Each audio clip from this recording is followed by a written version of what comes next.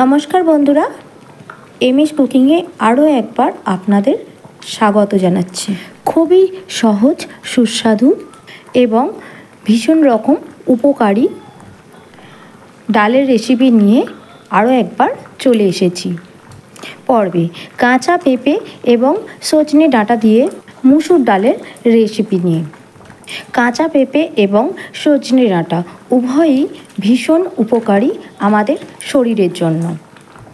হজম শক্তি বৃদ্ধি থেকে শুরু করে রোগ প্রতিরোধের ক্ষমতা হোক বা ত্বকের উজ্জ্বলতা বৃদ্ধির জন্য অথবা ওজন কমানো কিছুতে দারুণ রকম ভূমিকা পালন করে।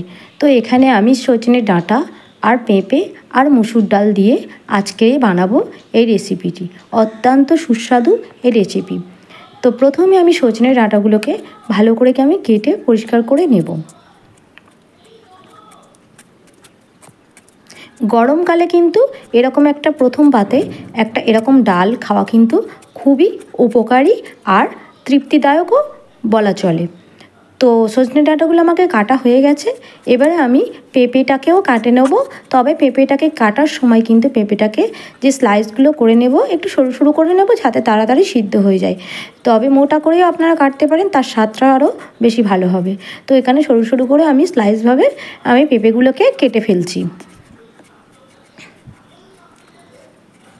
প্রচণ্ড গরমে এরকম হালকা খাবার খাওয়া কিন্তু খুবই ভালো, বাচ্চা থেকে বড় কিন্তু সবাইয়েরই। তো এখানে আমি প্রথমে কড়াইয়ের মধ্যে আমি মেপে জল দিয়ে দেব, আর এখানে আমি 150 গ্রাম ডাল দিয়ে দেব। তো জলটা যখন একটু গরম হবে ডালটা ভালো করে ধুয়ে নেব, আর ধুয়ে নেওয়ার পরে তবেই ডালটা কিন্তু কড়াইয়ের মধ্যে দেব। এবার ডালটা কিন্তু ভালো করে সিদ্ধ হওয়ার আগেই, যখন আধা আধা সিদ্ধ হবে তখন আমি অন্যান্য উপকরণগুলো দিয়ে দেব। এখানে আমি ডালটা সিদ্ধ হচ্ছে, আর যখন অর্ধেক ডাল সিদ্ধ হচ্ছে তখন আমি 1 টিস্পুন নুন দিয়ে দেব। আর তারপরে আমি এখানে যে পেঁপেগুলো স্লাইস করে কেটে রেখেছিলাম পেঁপেগুলো দিয়ে দেবো। দেখতে হবে ডালটা কিন্তু অর্ধেক সিদ্ধ হয়েছে, একেবারে সিদ্ধ হয়নি ডালটা। আর ডালটার সঙ্গে কিন্তু পেঁপেগুলো সিদ্ধ হয়ে যাবে। আর এরকম হালকা পাতলা খাওয়া কিন্তু গরমের জন্য একেবারে পারফেক্ট বলা চলে। যারা এরকম হালকা পাতলা খায় তাদের গরমে কোনো রকম কোনো রোগ হয় না, শরীরও ভালো থাকে। আর কিন্তু এরকম হালকা পাতলা ডাল আপনারা বানিয়ে খেতেই পারেন বিভিন্ন রকম দিনে, বিভিন্ন রকম। তো বেশিরভাগ বাড়িতে ডাল হয়ে থাকে, তো বিভিন্ন রকমভাবে ডালটা আপনারা খেতেই পারেন। আর এরকম ডাল তো খাওয়াও যেমন ভালো লাগে, খেতেও যেমন সুস্বাদু, আর কিন্তু শরীরও ভালো থাকে। তো আমি এখানে টমেটো একটা দিয়ে দিয়েছি, অপশনাল নাও দিতে পারেন।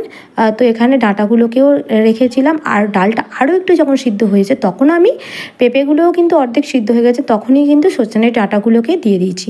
এবার ডাল আর সমস্ত উপকরণগুলো সিদ্ধ হবে তখনই আমি 1 টিস্পুন মতো হলুদের গুঁড়ো দিয়ে দেবো, আর হলুদের গুঁড়ো দিয়ে দেবো, আর 1/2 টিস্পুন মতো আমি এখানে লঙ্কার গুঁড়োও দিয়ে দেবো।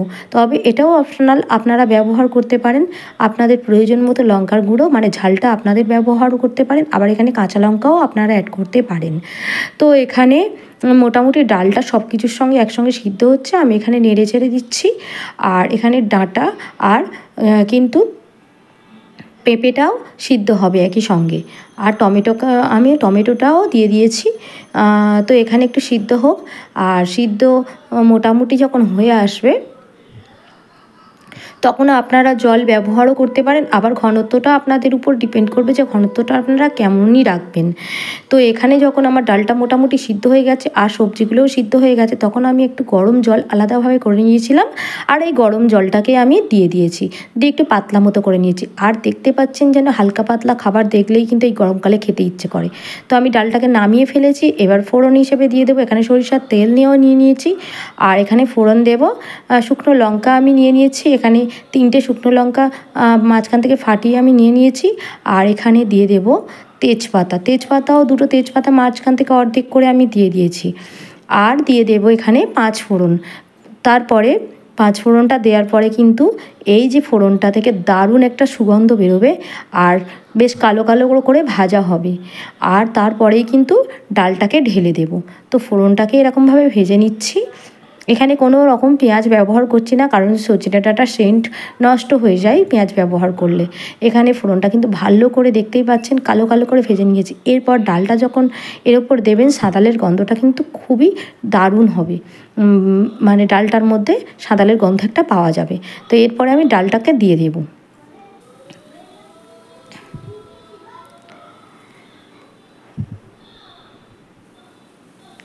এরকম ডাল যদি খাবার থালিতে প্রত্যেক দিন রাখা হয় তবে কিন্তু খুবই ভালো লাগে খেতে। আর এরকম হালকা পাতলা খাওয়া কিন্তু স্বাস্থ্যের পক্ষে উপকার। তো আপনারা যারা যারা বানাননি অবশ্যই কিন্তু এরকমভাবে বানিয়ে ট্রাই করবেন। আর সজনে ডাঁটা আর পেঁপে কিন্তু উপকারিতাও অনেক রয়েছে। তো ডালটা এবারে আমি দিয়ে দিয়েছি, এবারে কিন্তু ফুটবে। আর তার মধ্যে আমি এখানে দিয়ে দেব, আপনারাও দিয়ে দেবেন এখানে নুনটা অবশ্যই চেক করে দেবেন। আর কিন্তু তার সঙ্গে অল্প 1 টিস্পুন মতো চিনিও অ্যাড করবেন। এখানে কিন্তু চিনি দিলে ডালটা কিন্তু বেশ খেতে ভালো লাগবে।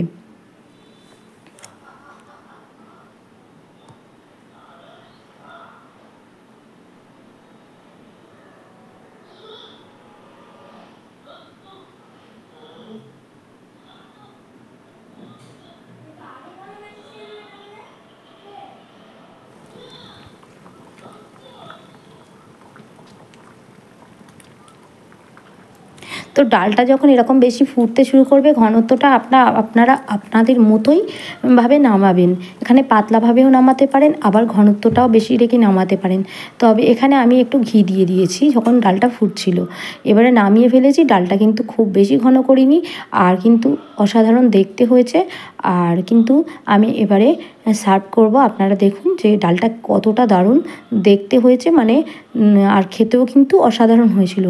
আপনারা যারা যারা এই রেসিপিটি একবারও বানাননি অবশ্যই একবার ট্রাই করুন। এরকম একবার প্রথম পাতে আপনারা কিন্তু খেয়ে দেখতেই পারেন যে কেমন লেগেছে।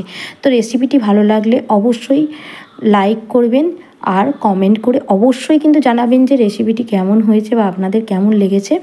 আর শেয়ার করতে কিন্তু একেবারে ভুলবেন না।